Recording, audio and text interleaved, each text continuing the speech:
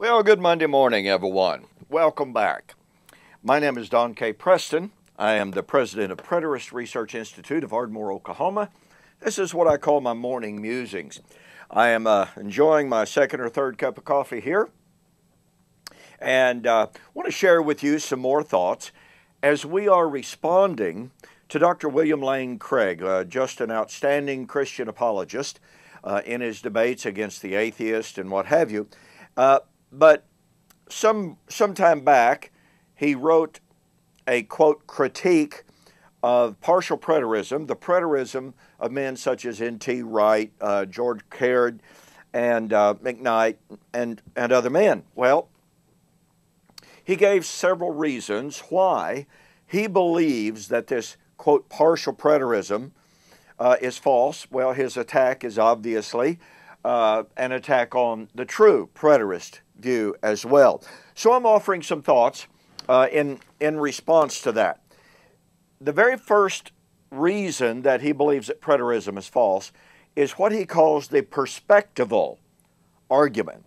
Let me read to you what he says in regard to this perspectival argument. He says, there you see the perspective nature of this verse, and this is Acts chapter 1:11. You come to where the observer is, or you go from where the observer is. So, in that light, when Jesus speaks again and again of the coming of the Son of Man, what that means is you're coming to where the observer is. It doesn't mean coming into some invisible heavenly throne room of God. It means coming to where you are, where the observer is. So Jesus says he will come again. That means he'll come to where you are, where the observer is. Well, I'd like to point out that that's really more than self-defeating. You know, as some of our YouTube watchers, viewers, have even pointed out by saying, doesn't that entrap Dr. Craig in his own argument? Well, of course it does. Notice, we're supposed to believe, according to Dr. Craig, that the perspectival argument means this. You have an observer, and Jesus is saying, I'm going away, I'll come again. That means he's coming again to where the observer is. So according to that logic, Jesus must come back to that mountain in Acts chapter 1. Not only that, according to this perspectival argument, it means he was supposed to have come back in the lifetime of those very disciples. I mean, after all, if we're going to argue perspective, were they not the ones who saw that? How can you argue for this perspectival argument and say, well, see, it's in relationship to the observer? Well, the observers were Jesus' disciples living 2,000 years ago. Look at one of the most famous prophecies of Jesus in regard to his parousia. Let not your heart be troubled. You believe in God. Believe also in me. In my Father's house are many mansions, or more properly, dwelling places. If it were not so, I would have told you. I go to prepare a place for you, and if I go and prepare a place for you, I will come again and receive you, pardon me, to myself, that where I am, there you may be also. Okay. Dr. Lane's argument is that it is from the perspective of the viewer and the listener. Okay, where was Jesus when he spoke this promise?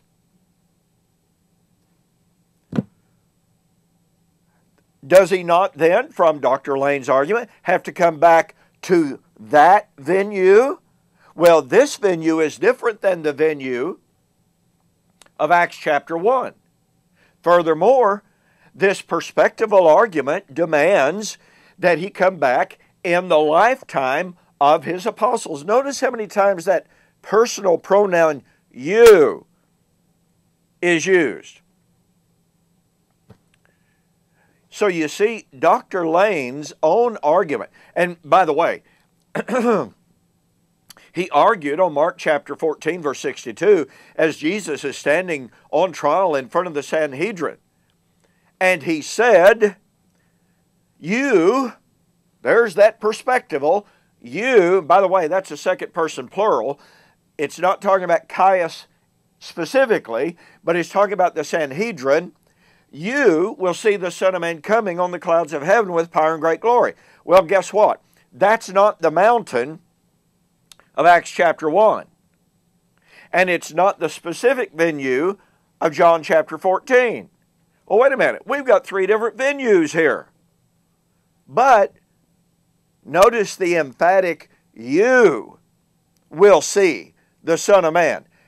How can you change the perspective of the, quote, observer, i.e. the Sanhedrin, or the 12 apostles in John 14, and say, oh, well, you know, it wasn't really those observers, it's other observers who were not observers at all.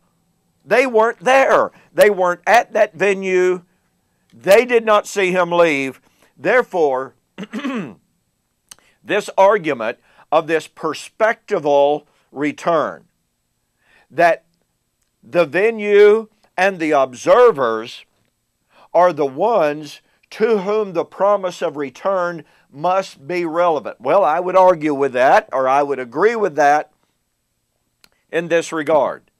When Jesus told those first century audiences, whether the Sanhedrin in Mark 14:62 or his apostles in John chapter 14,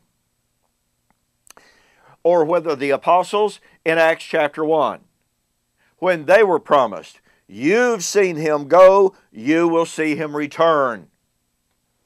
You will see the Son of Man coming on the clouds of heaven in power and great glory. I am leaving, I will come back to you.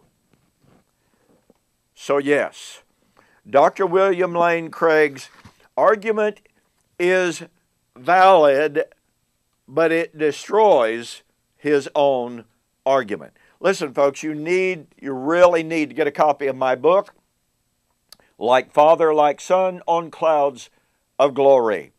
This book has been called by professors and laymen alike one of the most definitive explanations of the nature of the coming of Christ that has been written.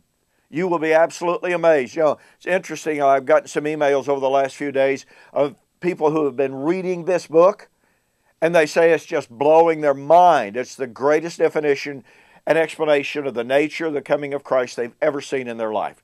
Go to my website, eschatology.org, BibleProphecy.com, order the book, make a little note. Hey, Don, I saw the offer on YouTube or Facebook, and I'll refund your shipping. Well, thanks again for joining me for this morning's Morning Musings. We will continue our examination of Dr. William Lane Craig's objection to preterism on the flip side. See you then.